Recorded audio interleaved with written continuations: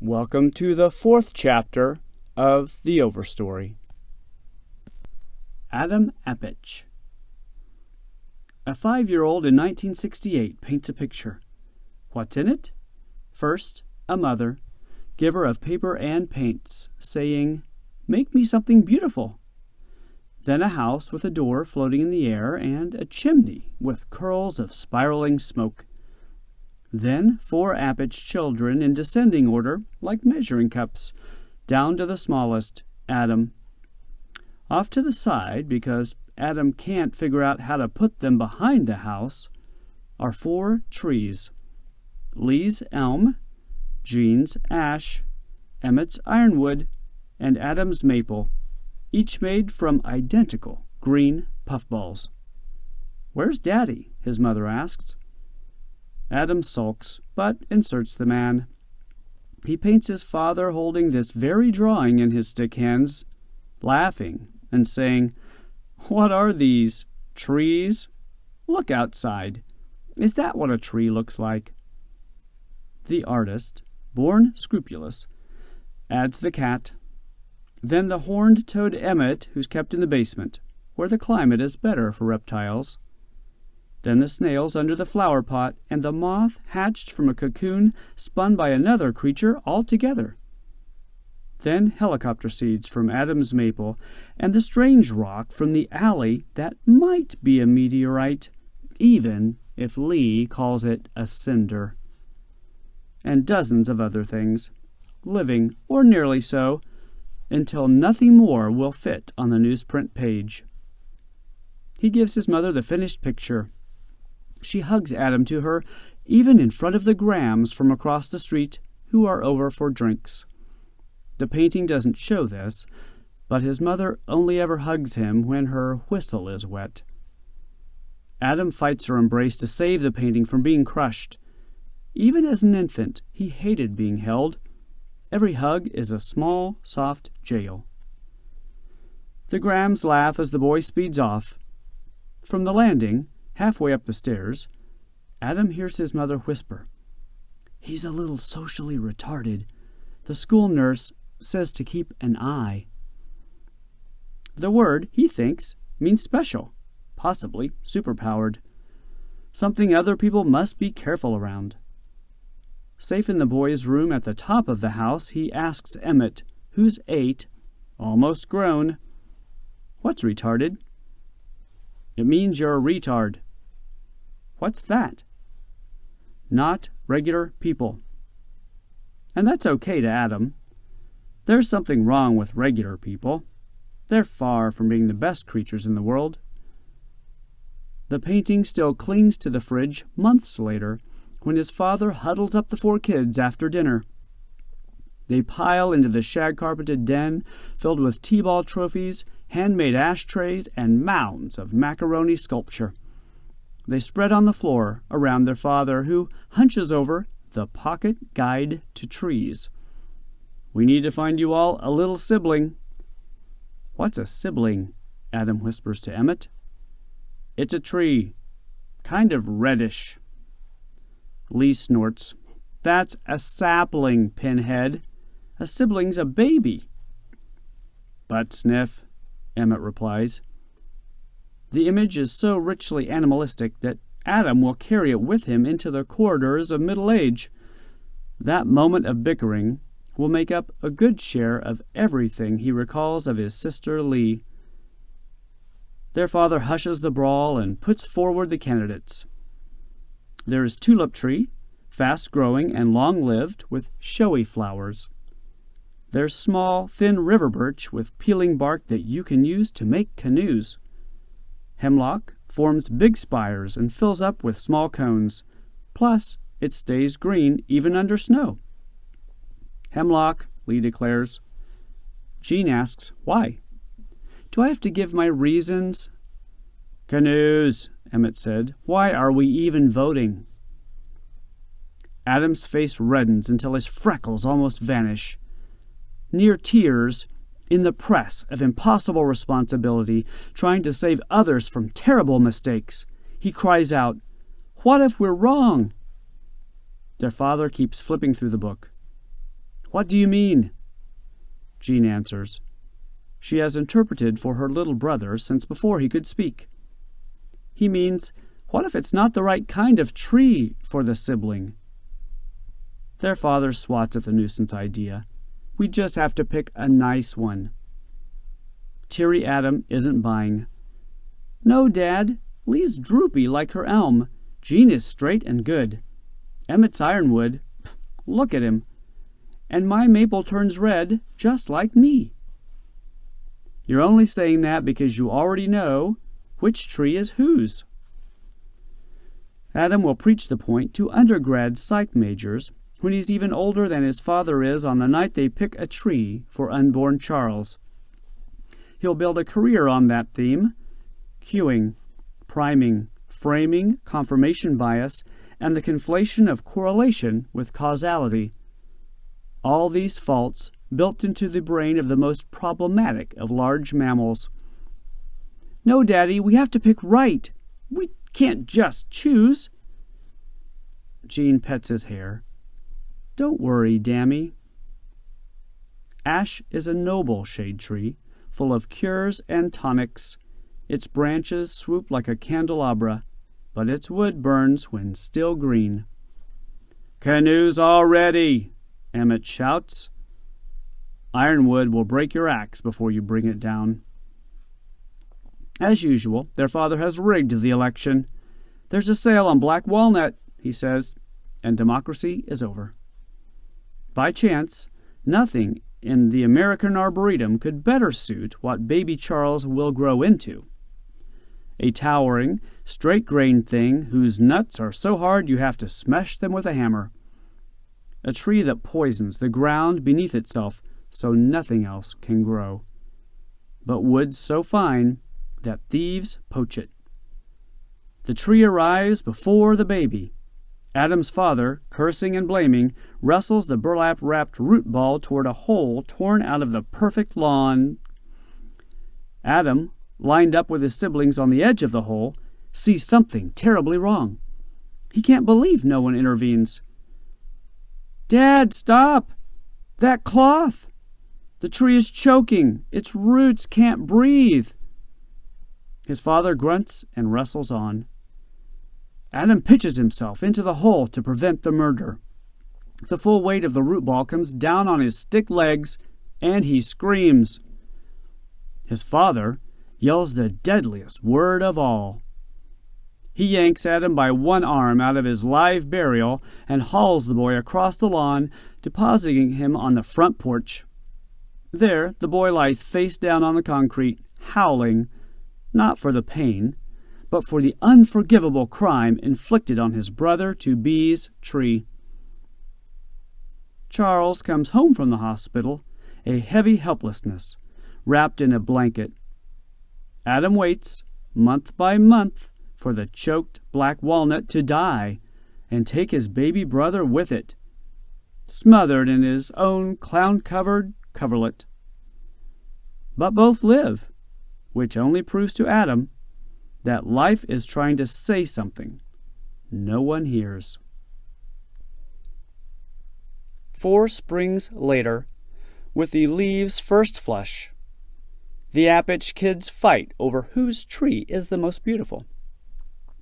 They fight again when the seeds come out, and later the nuts, and finally the autumn rush of color.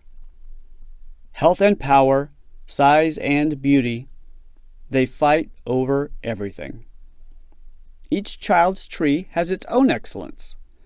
The ash's diamond-shaped bark, the walnut's long compound leaves, the maple's shower of helicopters, the vase-like spread of the elm, the ironwood's fluted muscle. 9 now, Adam decides to hold an election. He cuts a slit in the top of an egg carton to make a secret ballot box. 5 ballots, 5 trees. Each child votes for their own. They have a runoff.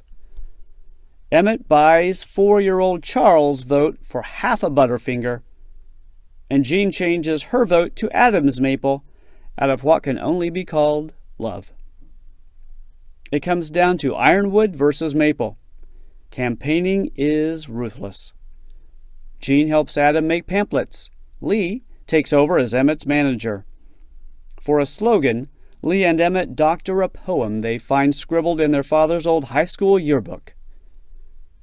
Don't worry if your job is small and your rewards are few. Even the mighty ironwood was once a nut, like you. To counter, Adam has Jean make a poster reading, "Come on, sugar, vote for maple. Up in Canada, it's a staple." I don't know, Dammy. Jean, 3 years older, has her finger more squarely on the pulse of the electorate. They might not get it. It's funny. People like funny. They lose the election, 3-2. Adam sulks for the next 2 months. By 10, Adam travels mostly alone. Kids have it out for him. His brother takes him on a hike, then gives him a canteen full of urine on ice to drink. In the park, his friends tell him his scalp is turning green from eating too many potato chips. He rushes home to a mother who chides him for being so gullible. He can't figure out why people do what they do. His cluelessness only makes others keener to dupe him. He keeps to himself, but even the subdivision's barest lot is home to millions of creatures. The Golden Guide to Insects and a jar with a punched lid turns the loneliest Sunday afternoon into a collector's dream. Armed with the Golden Guide to Fossils, he concludes that the bumps and nubs in the front flagstones are the teeth of Ichthyosaurus, who went extinct long before mammals were anything but a slideshow on the florist floor. The Golden Guide to Pond Life, the Golden Guide to Stars, to rocks and minerals, to reptiles and amphibians. Humans are almost beside the point. Months pass in amassing specimens. Owl pellets and oriole nests. The shed skin of a corn snake, complete with tail tip and cap eyes. Fool's gold, smoky quartz, silver-gray mica that flakes like sheets of paper, and a shard of flint he's sure is a Paleolithic arrowhead. He dates each find and tags it with a collection. The location takes over the boys' room and spills down the hallway into the den. Even the sacred living room breaks out in exhibits. He comes home from school late one winter afternoon to find the entire museum in the incinerator. He flies through the rooms, wailing. "Honey," his mother explains, "it was all junk. Moldy, bug-infested junk." He slaps her.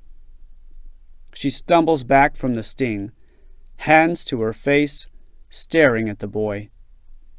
She can't believe the evidence of her pain. She doesn't understand what has happened to her son, the one who, at age 6, once took a damp dish towel from her hands and told her he'd take over from here. Adam's father learns of the slap that evening. He teaches the boy a lesson that involves twisting his wrist until it fractures. No one realizes the wrist is broken until late that night, when it swells up weird and blue, like something out of the Golden Guide to Crustaceans. The Saturday in late spring, when the cast comes off, Adam climbs up into his maple as high as he can and doesn't come down until dinner. Sun passes through the foliage, turning the air the color of a not quite ripe lime. It gives him bitter comfort to gaze over the neighborhood's roofs and know how much better life is above ground level. The palmate leaves wave in the gentle breeze. A crowd of 5-figured hands. There's a sound like a light rain, the shower of thousands of tiny bud scales. High above his head, squirrels gnaw at the massed flowers, sucking out their liquid sap, then scattering the spent reddish-brown bouquets across the ground below. Adam counts 15 different crawling things, from mealyworms to flattened flecks with legs almost too small to see, circling his dimpled limb in search of sweet well springs. Brown and black hooded birds dart through, feeding on the rafts of eggs that bugs and butterflies leave all over the branchlets. A woodpecker ducks in and out of a hole it made while grub fishing the year before. It's a stunning secret that no one in his family will ever know. There are more lives up here in his one single maple than there are people in all of Belleville. Adam will remember the vigil many years later, from 200 feet up in a redwood, where he'll look down on a knot of people no bigger than bugs, a Democratic majority of whom want him dead. When he's 13, the leaves of his sister Lee's elm turn yellow long before autumn. Adam sees the withering first. The other kids have stopped looking. One by one, they've drifted out of the neighborhood of green things into the louder, flashier party of other people. The disease that gets Lee's tree has been coming their way for decades. Back when Leonard Appich planted his first child's tree in a fit of 50s optimism, Dutch elm had already ravaged Boston, New York, Philly, and Elm City, New Haven. But those places were far away. Science, the man figured, would soon come up with a cure. The fungus gutted Detroit while the kids were still small, then Chicago soon after. The country's most popular street tree, vases that turned boulevards into great tunnels, was leaving the world. Now the disease comes to the outskirts of Belleville, and Lee's tree, too, succumbs. 14-year-old Adam is the only one who mourns. His father curses the expense of taking the thing down. Lee herself hardly notices. She's on her way to college, Tech Theater, at Illinois State. Of course you'd pick an elm, Dad. You've had it out for me since before I was born. Adam salvages a bit of wood from the men who come to grind out the stump. He takes it into the basement, planes it down, and engraves it with his wood-burning kit. He finds the words in a book. A tree is a passage between earth and sky. He messes up passage. Earth and sky both come out retarded. But he gives it to Lee anyway as a going-away present. She laughs at the gift and hugs him. He finds it after she moves out, in the crates she leaves behind for the Salvation Army. That's the autumn, 1976, when Adam falls for ants. One September Saturday, he watches them flow across the neighbor's sidewalk, carrying a spilled popsicle back to their base. The rust-colored shag carpet stretches for several yards. Ants wind through obstacles, piling over themselves. Their massed deployment matches any human genius. Adam pitches camp in the grass alongside the living foam. Ants on the edge of the Saturnalia seethe across his socks and up his skinny shins. They mount at his elbows and into the sleeves of his tee. They scout his shorts and tickle his nuts. He doesn't care. Patterns reveal themselves as he watches, and they're wild. Nobody's in charge of the mass mobilization. That much seems clear. Yet they port the sticky food back to the nest in the most coordinated way. Plans in the absence of any planner. Paths in the absence of a surveyor. He goes home to get his notebook and camera. Then he has a brainstorm. He begs some nail polish off of Jean. His sister has gone foolish with age, lost in the swirl of fashion. But she'll still do anything for her little brother Dammy. She, too, once loved the Golden Guides. But the humans have her in their grip, and she'll never get free again. She gives him 5 colors, a rainbow running from scarlet to cyan. Back at the site, he begins daubing. A tiny globe of smoke and rose sticks to the abdomen of one of the scavengers. One by one, he brands dozens more ants with the same hue. Several minutes later, he starts in again with neat peach. By mid-morning, the whole spectrum of polish is in play. Soon, colored daubs reveal a tangled conga line of unreal beauty. The colony possesses something. Adam doesn't know what to call it. Purpose. Will. A kind of awareness. Something so different from human intelligence that intelligence thinks it's nothing. Emmett, passing by with a rod and bait, finds him lying on the grass, snapping pictures and sketching in his book. "The fuck you doin'?" Adam hedgehogs and keeps working. "This is your idea of a Saturday? No wonder people don't get you." Adam doesn't get people. They say things to hide what they mean. They run after pointless trinkets. He keeps his head down and keeps counting. "Hey, Bug Boy! Bug Boy! I'm talking to you! Why are you playing in the dirt?" It startles Adam to hear the evidence in Emmett's voice. He frightens his brother. He whispers to his notebook, "Why do you torture fish?" A foot flicks out and catches Adam's ribs. "The fuck you talking about? Fish can't feel things. Shit for brains." "You don't know that. You can't prove it." "You want proof?" Emmett reaches down, tears a handful of grass, and stuffs it in his brother's mouth. Adam, impassive, spits it out. Emmett walks away, shaking his head in pity. Victor in yet another one-sided debate. Adam studies his living map. After a while, the time-lapse flow of color-coded ants begins to suggest how signals might get passed along without any central signaler calling the shots. He moves the food a little.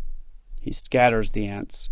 He makes barriers and times the ants' recovery. When the popsicle is gone, he puts bits of his lunch in different spots and measures how long it takes for those bits, too, to disappear.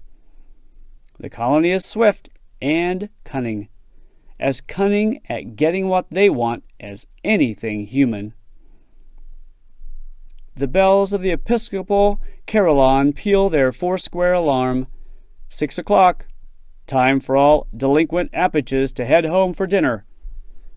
The day's yield is 12 scribbled pages, 36 time-keyed photos, and half a theory, none of which would earn him a broken yo-yo on the open exchange. All autumn long, whenever he isn't in school, mowing lawns, or working at the soft serve, he studies ants. He plots graphs and draws charts. His respect for the cleverness of ants grows without limit. Flexible behavior in the face of changing conditions. What else can you call but wicked smart? At year's end, he enters the district science fair. Some observations of ant colony behavior and intelligence. There are better-looking efforts throughout the hall, and ones where the student's dad has clearly done all the science. But none of the other entrants has looked at a thing the way he has. The judges ask, "Who helped you with this?" "No one," he says, with maybe too much pride. "Your parents? Your science teacher? An older brother or sister?" "My sister gave me the nail polish." "Did you get the idea from somebody? Did you copy an experiment that you aren't citing?" The thought that such an experiment might have already been carried out crushes him. "You made all those measurements yourself. And you started 4 months ago? During vacation?" His eyes fill with tears. He shrugs. The judges award him no medal, not even a bronze. They say it's because he has no bibliography. A bibliography is a required part of the formal report. Adam knows the real reason. They think he stole. They can't believe a kid worked for months on an original idea for no reason at all except the pleasure of looking until you see something. In spring, his sister Lee goes down to Lauderdale with several girlfriends for spring break. On the second night of vacation, outside a beachfront clam shack, she gets into a red convertible Ford Mustang with a guy she met 3 hours earlier. No one ever sees her again. His parents are frantic. They fly down to Florida twice. They scream at law officials and spend lots of money. Months pass. There are no leads. Adam realizes there never will be any. Whoever has taken his sister is shrewd, meticulous, human, intelligent. Leonard Appich won't give up. You all know Lee. You know how she is. She's run away again. We're not holding any service until we know for sure what happened to her. Know for sure. They know. Adam's mother throws Lee's words back from the previous spring into the man's face. You've had it out for me since before I was born. Patterns rise up and she grabs at them. You planted an elm for her when they'd been dying everywhere for years? What were you thinking? You never liked her, did you? And now she's raped and lying dead in a landfill, and we'll never know where. Lenny breaks her elbow by accident. In self-defense, he keeps telling anyone who will listen. That's when Adam realizes humankind is deeply ill. The species won't last long. It was an aberrant experiment. Soon the world will be returned to the healthy intelligences, the collective ones, colonies and hives. Jean takes her brothers into the forest preserve. There the three of them hold the service their father won't allow. They build a bonfire and tell stories. 12-year-old Lee, running away from home after Dad slapped her for whispering, "Asshole," under her breath. 14-year-old Lee, punishing them all for hating her by refusing to speak to anyone except in her sophomore Spanish. 18-year-old Lee, playing Emily Webb coming back to Earth to relive her 12th birthday. A brilliant ghost who had the whole school in tears. Adam takes the elm plaque he inscribed for his sister and throws it on the fire. A tree is a passage between earth and sky.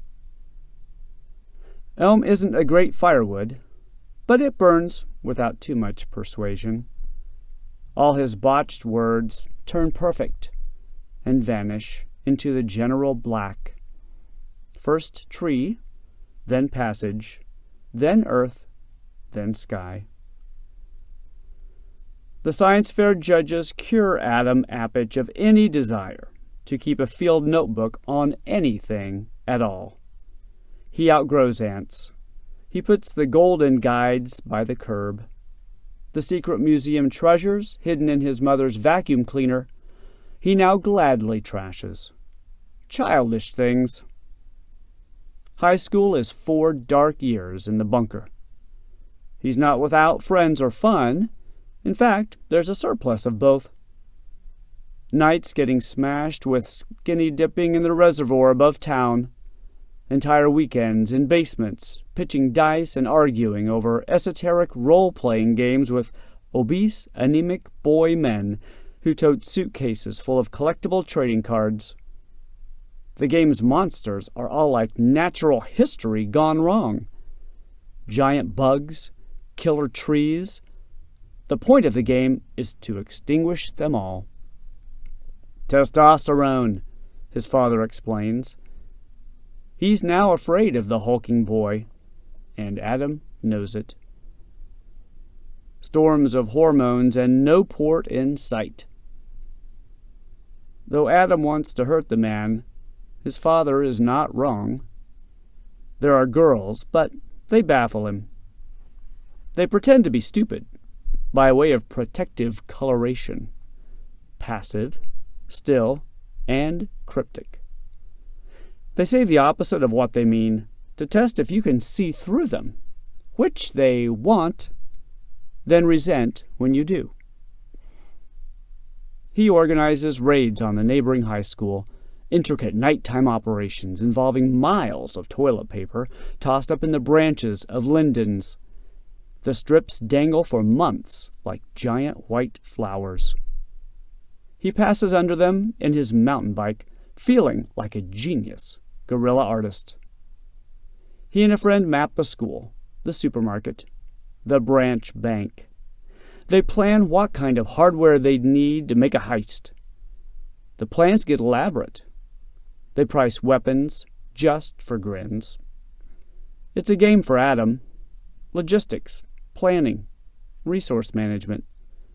For his friend, it's one step away from religion. Adam watches the precarious boy, fascinated. A seed that lands upside down in the ground will wheel, root and stem, in great U-turns until it rights itself. But a human child can know it's pointed wrong and still consider the direction well worth a try. He grows good at figuring the absolute minimum work required to pass any class. No adult gets anything from him but what he's required to give. The plummeting report cards baffle his mother. "What's going on, Adam? You're better than that." But her voice is flat and defeated. Jean sees him going down. She scolds, jokes, and pleads. But then she heads to college, in Colorado. There's no one left to make him answer for himself. Lee never comes back.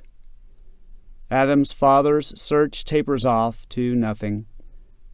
His mother starts nursing quantities of codeine. Soon enough, she's on a circuit of drugstores across many towns. She stops cooking and cleaning house. Adam's lifestyle isn't impacted.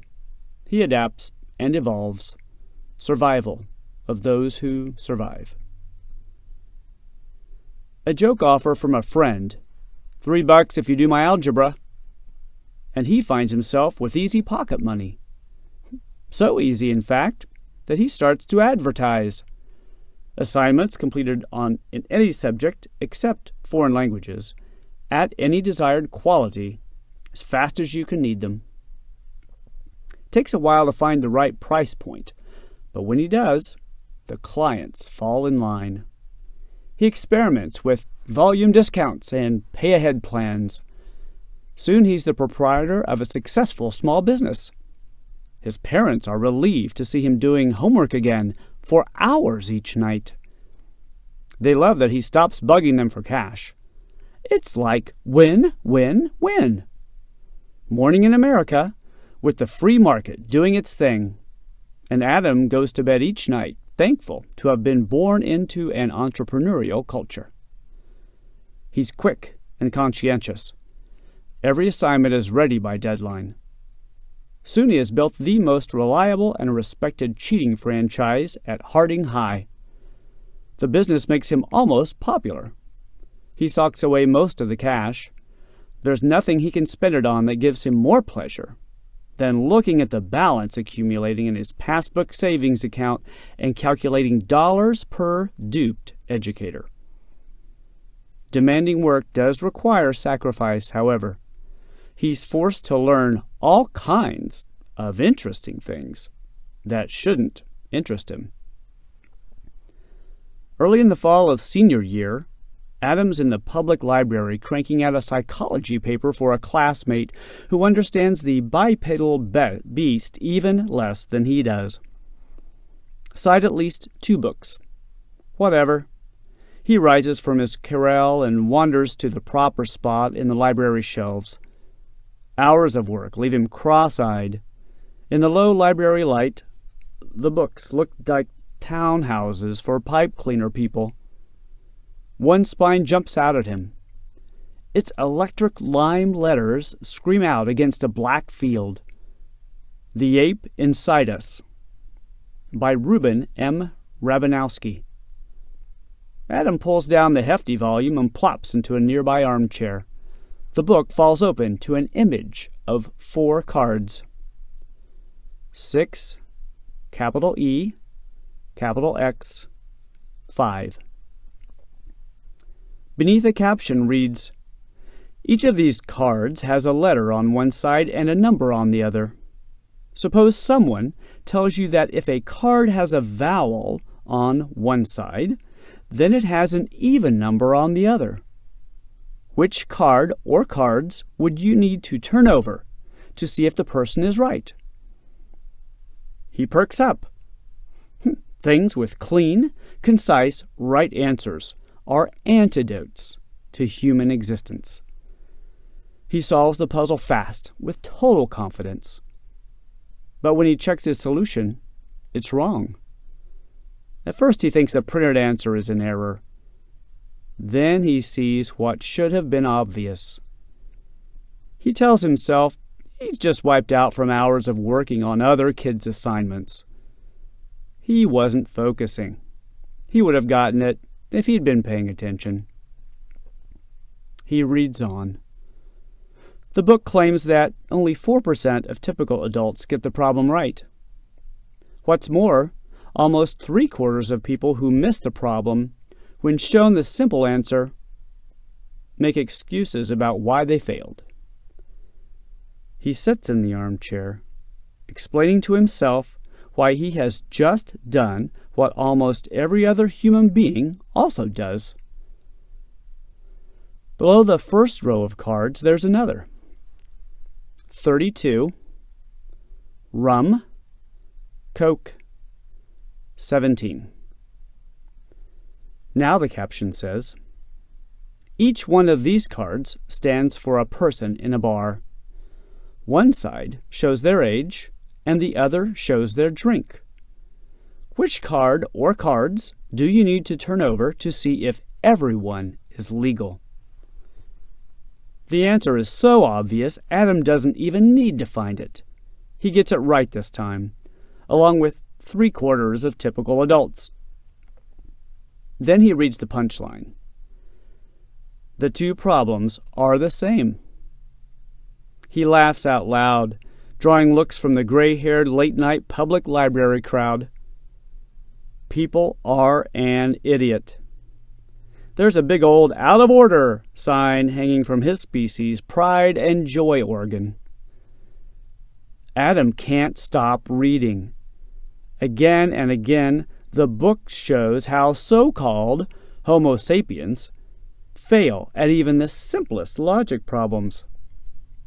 But they're fast and fantastic at figuring out who's in and who's out, who's up and who's down, who should be heaped with praise, and who must be punished without mercy. Ability to execute simple acts of reason? Feeble. Skill at hurting each other?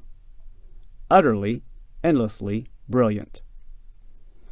Whole new rooms open up in Adam's brain, ready to be furnished. He looks up from the book to see a library closing down and throwing him out. At home, he reads on into the night. He picks up again through breakfast the next morning. He almost misses the bus. He fails to deliver the day's homework to his clients. It's the first blow to his good name since he set up the cheating business. He holds The Ape Inside Us under his desk during the first 3 periods, educating himself on the sly.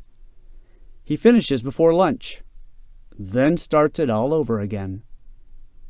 The book is so elegant that Adam kicks himself for not having seen the truth long before.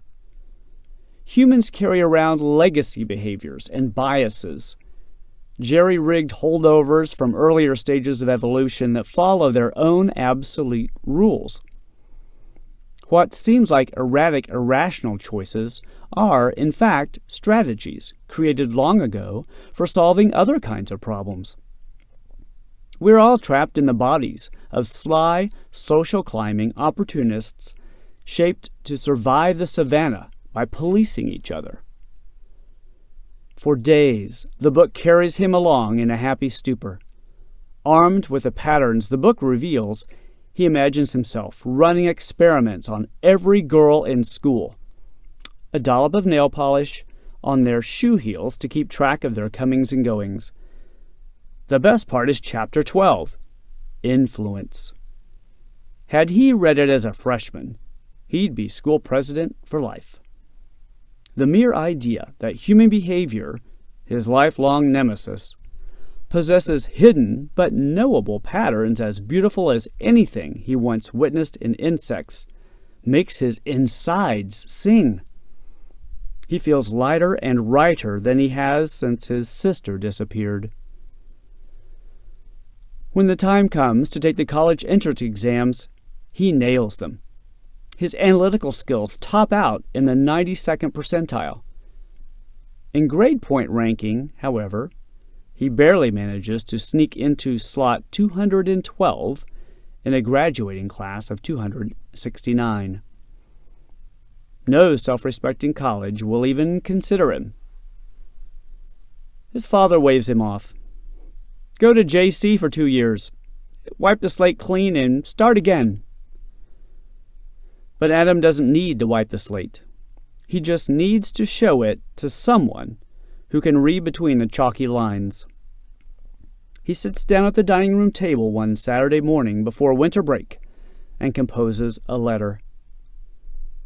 It feels like entering observations into his boyhood field notebooks. Outside the window are what remain of the children's trees. He remembers how he once believed in some magic link between the trees and the children they were planted for, how he made himself into a maple. Familiar, frank, easy to identify, always ready to bleed sugar, flowering top down in the first sunny days of spring. He loved that tree, its simplicity. Then people made him into something else. He takes his pen to the top of the page and writes, Professor R.M. Rabanowski, Department of Psychology, Fortuna College, Fortuna, California. Dear Professor Rabanowski, your book changed my life. He tells a full-fledged conversion narrative. Wayward boy saved by a chance encounter with brilliance. He describes how the ape inside us awakened something in him, although the awakening has come, perhaps too late. He says how he failed to take school seriously until the book fell into his lap, and how he may now have to spend years clearing his record at community college until he gets the chance to study psychology at a serious institution. No matter, he writes, he is in the professor's debt, and as Rabanowski himself says on page 231, kindness may look for something in return, but that doesn't make it any less kind. Perhaps unlooked-for kindness along the way might yet shorten the path ahead. Outside the window, his maple catches a breeze. Its branches scold him. He'd turn scarlet for shame if he wasn't desperate. He forges on, larding the letter with 6 techniques picked up from Chapter 12, Influence. His words of thanks contain 4 of the top 6 releasers for producing action patterns in someone else: reciprocity, scarcity, validation, and appeal to commitment. He hides the evidence of his begging under another trick gleaned from Chapter 12.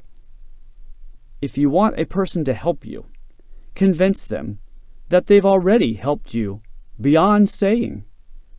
People will work hard to protect their legacy. It stuns his parents but doesn't entirely shock Adam when a return letter shows up at the house from the author of The Ape Inside Us. Professor Rabanowski writes that Fortuna College is a small, alternative school for unconventional students seeking an intense, questioning approach to education. The admission process places no great store on high school transcripts, but looks for other evidence of special motivation. And while he makes no guarantees, Professor Rabanowski promises that Adam's application will be given serious consideration.